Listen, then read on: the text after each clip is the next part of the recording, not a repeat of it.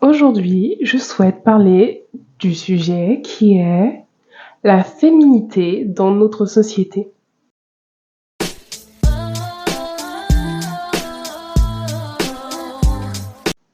Pourquoi est-ce que je souhaite en parler? Premièrement, parce que c'est un sujet qui est tout à fait accurate, qui est tout à fait présent partout, dans toutes les catégories, qu'elles soient sociales, économiques. C'est un sujet qu'on trouve partout, la féminité. Rappelons-le, nous sommes dans une société patriarcale, donc dirigée par des hommes où les instances sont menées par des hommes, peu importe l'instance, qu'elle soit politique ou non, qu'elle ait un rapport économique ou non, social ou non. C'est comme ça que notre société fonctionne et cela depuis des milliers d'années, qu'on se le dise. J'ai tout à fait conscience que les idées de féminité et de masculinité sont erronées, évidemment, comme on a pu tous l'apprendre. Le genre est une construction sociale, d'accord? Il y a eu des caractéristiques qui ont été définies comme étant celles de la féminité et de la masculinité. C'est des choses qu'on retrouve parfaitement dans ce qui va être les clichés, les stéréotypes de genre, un truc tout bête comme la layette pour bébé, la layette pour fille qui est rose, la layette pour garçon qui sera bleue. Ou alors les jouets, des jouets qui se rappelleront plus la guerre pour les garçons, et des jouets plutôt dociles par rapport aux filles, comme faire la dinette, tout ce qui va être habillement, la mode, etc. On est dans une société qui est très binaire, très genrée. Premièrement, une chose très simple, par exemple, quand on regarde les pubs de parfums à la télévision, pour les parfums féminins comme masculins, on va voir des femmes très jolies, très sexualisées, et de même pour les hommes. En réalité, ce n'est pas le produit que l'on vend, c'est une image stéréotypée que l'on renvoie aux gens. Ce genre d'analyse, on peut le faire avec beaucoup de catégories, donc je vais en rester là pour l'instant. Pourquoi est-ce que je voulais traiter de ce sujet? J'ai remarqué quelque chose au cours de ces dernières années, c'est que les femmes sont de moins en moins féminines. Ne me jetez pas de foudre pour l'instant, je m'explique. Pourquoi est-ce que je remarque que les femmes sont de moins en moins féminines? Je pense pas qu'il soit rare, après une discussion avec des filles ou un groupe d'amis, de se rendre compte que quand on était enfant, par exemple, on aimait bien dire ah non, moi j'aime pas le rose. Oh non, moi j'étais un garçon manqué, je jouais pas trop à la dinette, je jouais pas trop à ceci, je ne jouais pas trop à cela. Oh moi j'ai jamais aimé trop les trucs de filles, j'ai jamais vraiment été amie avec les filles. Et là vous vous dites sûrement c'est le cliché de she's different, like la pick me girl entre guillemets. Mais si c'est ça, c'est un truc qui est tout à fait commun. Genre c'est pas un truc qu'on trouve qu'en France, c'est dans plein de pays. Beaucoup de petites filles apprécient ne pas être dans la case de la petite fille. Et je pense que c'est une chose qu'on peut comprendre avec juste raison. Et ça ne s'arrête pas qu'aux petites filles, ça va jusque dans l'adolescence, dans la vie active, etc. Et pour moi, il y a une mention historique face à tout ça. Historique et sociale. Simplement parce que dans cette société, comme je l'ai dit, tout est très binaire, mais la femme, la féminité, dans le spectre masculin, donc dans la vision patriarcale, la féminité est tout l'inverse de la masculinité. Où la masculinité va être la force, la féminité va être la faiblesse. Où la masculinité va être le travail, la féminité va être tout ce qui est femme au foyer, s'occuper de la nourriture, des enfants, etc. Là où la masculinité va être la force, le fait de ne pas pleurer, etc., une fille, on acceptera beaucoup mieux qu'elle pleure, qu'elle ait des difficultés, qu'elle ait besoin d'aide ou autre. Et évidemment, je ne pense pas que l'on puisse en vouloir à nous les femmes de ne pas vouloir être vues dans ce spectre, simplement parce que dans cette société tout est une espèce de miroir. En fait, quand on regarde bien dans cette société patriarcale, Être une femme, ça revient littéralement à être une pleurnicharde. Se plaindre de tout, oui, mais vous voulez ceci, vous voulez cela, vous voulez ceci, vous voulez cela, mais vous n'êtes pas apte à faire cela. Mais qui a dicté qu'on n'était pas apte à faire cela? Pour moi, la féminité est morte à partir du moment où on l'a rendue tout, tout exacerbée, carrée, étriquée. À partir de ce moment-là, pour moi, la féminité est morte. Pour moi, le patriarcat a tué la féminité à partir de ce moment-là. À partir du moment où on définit qu'une femme est tout l'inverse d'un homme et que donc une femme ne vaut pas mieux qu'un homme, qu'elle n'est pas son égale à proprement parler, on n'a qu'à regarder simplement le nombre de personnes dans les ministères, le nombre de femmes dans les ministères. Ça se compte sur les doigts d'une main, d'accord?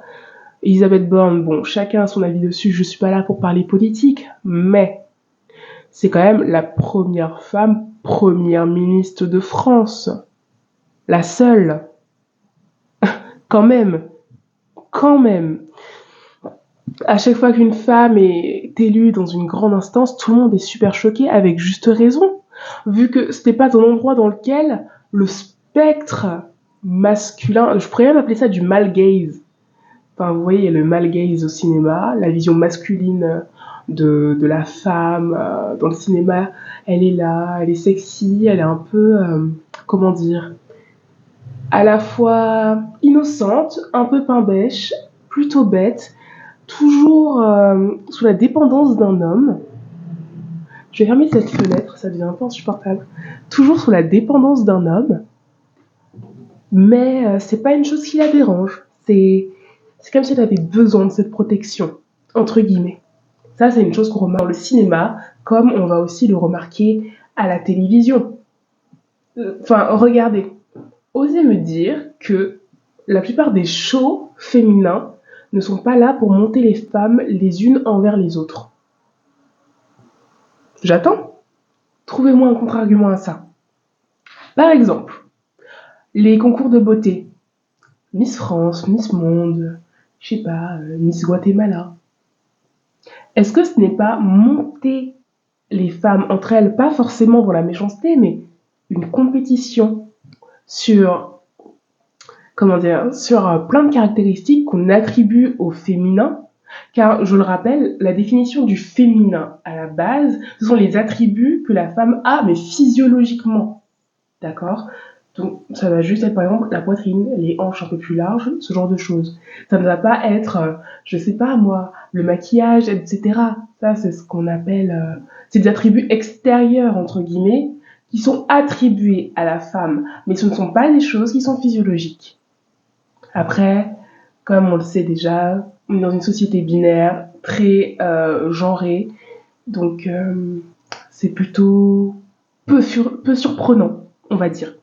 C'est plutôt peu surprenant. D'ailleurs, pour ce podcast, attendez, j'ai tenté d'avoir un fil conducteur. Donc, j'ai écrit. Oui, j'ai écrit. Donc, il y a une chose que j'ai écrite qui est, pour moi, il y a une idée simple à comprendre. Les femmes se voient, malgré elles, par le spectre de l'homme. Il n'y a même pas à chercher loin. Ça se passe dans toutes les instances. Le monde est sexiste et dans un monde sexiste, seuls les sexistes se plaisent. Et les femmes effacent leur féminité pour ne plus être sous cette emprise. Évidemment, je parle en généralité, je parle dans la vision binaire des choses, évidemment. Car en soi, la vraie question, c'est est-ce que c'est un problème d'être un stéréotype? Est-ce que c'est un problème d'aimer le maquillage? Est-ce un problème d'aimer avoir des beaux ongles? Est-ce un problème d'aimer être bien coiffé? Est-ce un problème d'aimer prendre soin de soi? Je ne crois pas, non. Ce n'est d'ailleurs pas une chose réservée uniquement aux femmes, donc non, je ne crois pas. Mais comme c'est une chose qu'on a définie, vraiment, le patriarcat a mis une pancarte sur la tête de toutes les femmes, dans le sens, tu dois être épilée, tu dois être maquillée, tu dois être comme ceci, tu dois être comme cela. Il ne faut surtout pas que tu parles fort. Oh non, non, non, car la féminité que tu es censée représenter s'en verrait totalement violée, concrètement. Donc non, ce n'est pas un problème d'être un stéréotype. Et là, vous devez vous dire, mais Cynthia, ça paraît contradictoire parce que tu dis que ce n'est pas un problème d'être un stéréotype, mais que pour autant, des femmes ne veulent pas se voir dans le spectre masculin. La réponse est dans les deux phrases. Les femmes ne veulent pas se retrouver dans le spectre masculin simplement parce que qui a envie de se retrouver dans un spectre où on te définit comme un être faible? Je pense que personne n'en a envie. Et à, on vient à comment dire, à une chose que je trouve dommage, mais qui me semble assez inévitable, c'est la révolte, entre guillemets. La révolte.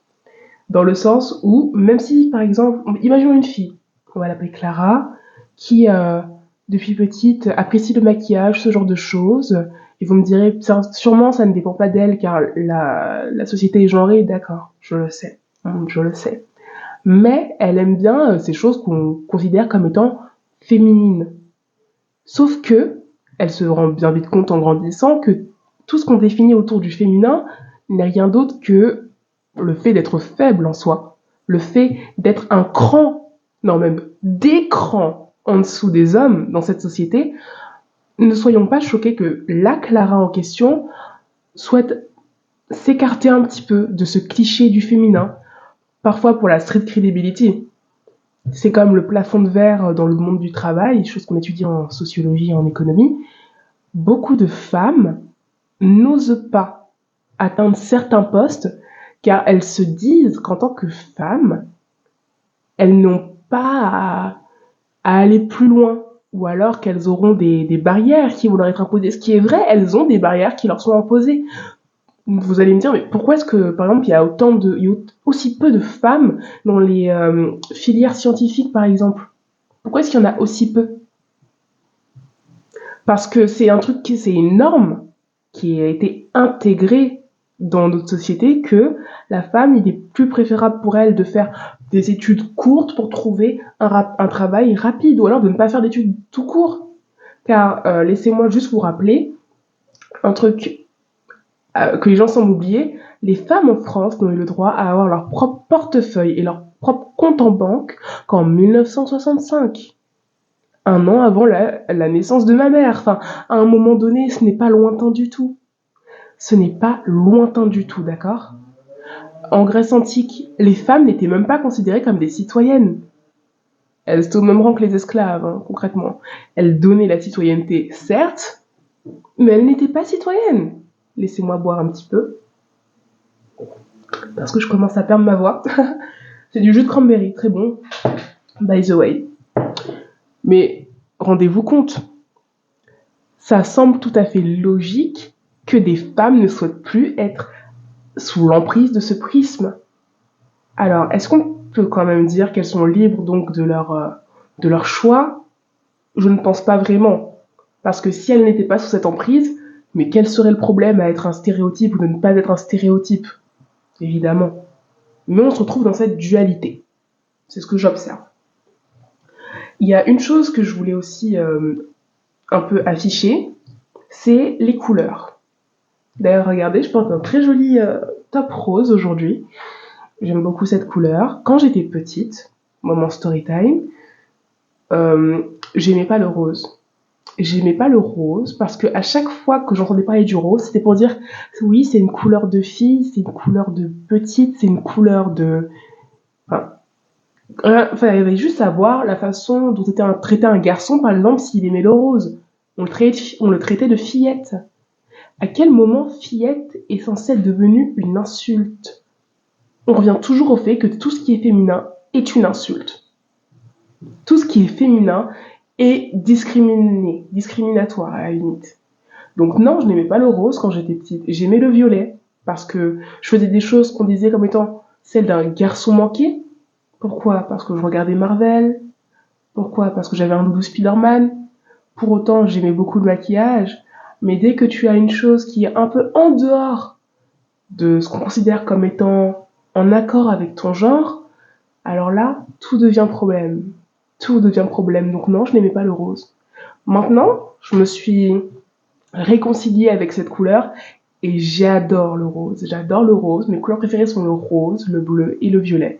Le violet, car pour moi, parce que le violet, c'est un mélange de rose et de bleu, ou de rouge et de bleu. Mais revenons sur la couleur rose. La couleur rose était initialement une couleur d'homme, d'accord? Il y a des traces dans le Moyen-Âge, vous n'avez qu'à ouvrir un livre, faire des recherches. Le rose était une couleur d'homme, simplement parce que le rouge était la couleur des hommes par excellence. Le rose n'était rien d'autre qu'un rouge un peu délavé, du rouge clair concrètement. Le rose était pour les hommes, le bleu était pour les femmes, car le bleu était la couleur de la Vierge Marie, et dans une Europe très religieuse, Marie, couronnée d'étoiles avec son manteau bleu, représentait les petites filles et les femmes. C'était la couleur des femmes, le bleu. Puis un jour, il y a eu une duchesse, si je ne me trompe pas. Cherchons dans mes notes. Tom, tom, tom. Il y a eu une duchesse qui un jour, on a eu, comment dire, pas marre, mais juste pour une histoire de goût. Elle a vu les chevaliers, elle a vu son mari, elle a vu juste les hommes qui portaient du rouge, et elle a trouvé que le rouge était d'une très jolie couleur. Donc le rose par la même occasion. Et elle a décidé à la cour de porter du rose. Je pense que cela va sans dire que les hommes n'ont pas beaucoup apprécié. Ils n'ont pas beaucoup apprécié. Et donc, quand cette tendance est arrivée, les hommes ont refourgué le rose aux dames, car pour eux c'était tout à fait un affront que cette duchesse porte du rose, elle qui n'est pas un homme, etc. Enfin, c'est une femme, elle est censée porter du bleu. Et les hommes se sont réappropriés le bleu, car le bleu c'était une couleur qui est assez rare en fait, c'est le lapis lazuli, et ça a montré la richesse, on va dire, le bleu. Donc c'est là que tout a changé, c'est là que ça s'est, comment dire, ça a changé de camp. Et pardon, j'ai dit duchesse, non, en fait c'était la marquise de Pompadour. Donc si vous voulez faire vos petites recherches sur l'histoire du rose, dans le spectre du genre. Mais vous voyez, c'est toujours ça, l'opposition. On a vu une femme porter du rose, oh non. Alors là, maintenant, le rose ne peut plus être notre couleur. Cela ne va plus dans nos valeurs, on passe au bleu. Toujours pareil. Car avant, bien avant ça, la couleur des nouveau-nés, pour la layette, c'était pas du bleu ou du rose, c'était du blanc. Car ça représente la pureté, etc. On parlera plus tard, enfin, peut-être dans un prochain épisode, un peu plus du genre, mais sous un autre sujet. Et ce genre de choses que les gens considéreraient comme étant anecdotiques ne le sont pas du tout. Elles ne le sont pas du tout. Dès qu'un homme va porter une couleur trop féminine, regardez juste vraiment les insultes. Tapette, pédé, tout ce que tu veux, pédale, mais où allons-nous? Où allons-nous? Tout ça à cause de clichés qui ont vraiment été insérés dans le conscient collectif de tout le monde. Et bim, voilà ce que ça a rendu. Alors pour moi, honnêtement, le patriarcat a totalement tué la féminité. Le patriarcat a tué la féminité dans un point où il a construit toute une sphère autour de la féminité au sens physiologique, restrictif, insultant, discriminatoire. Rendez-vous compte, les femmes avaient légalement pas le droit de mettre de pantalon jusqu'en 2012. Hein. D'accord. Voir une femme allaiter dans le bus, ça choque des gens. D'accord. Parce que dans le spectre de l'homme, le sein, c'est, vous savez, tout ce qui est très sexuel, alors que franchement, c'est vraiment pour nourrir les bébés. Mais bon, ce n'est pas grave. En fait, si, c'est super grave. Je dis ça car je suis un peu outrée. Oui. Un peu comme ça, outrée. Ah, dernier exemple que j'aimerais bien analyser avec vous, c'est le film Barbie. Le film Barbie, pour moi, a été une sorte de révolution du rose et une révolution du féminin. Quand le film Barbie a été annoncé, beaucoup de femmes ont recommencé à être à l'aise avec leur féminité, à se maquiller, faire ce genre de choses, enfin, comment dire, à accepter la féminité, pas au sens physiologique, hein. Bien sûr, je parle dans tous les clichés, etc. Car ce n'est pas un problème d'être un cliché, comme j'ai dit. C'est pas parce qu'on a un cliché qu'on perd en stricte crédibilité. Ce n'est pas parce qu'on a un cliché qu'on n'a pas d'autorité. D'accord? Ce n'est pas parce qu'on est un cliché qu'on ne vaut pas mieux que les autres. D'autant plus quand le cliché est vraiment du male gaze pur et dur. Alors honnêtement, il faut vraiment qu'il y ait une déconstruction qui se passe autour. Quand le film Barbie est sorti, beaucoup de femmes voulaient porter du rose parce que c'est la couleur de Barbie. J'ai vu des vidéos sur TikTok de filles qui se faisaient insulter dans la rue parce qu'elles portaient du rose pour aller voir Barbie. Des filles n'osaient pas porter de rose pour aller voir Barbie.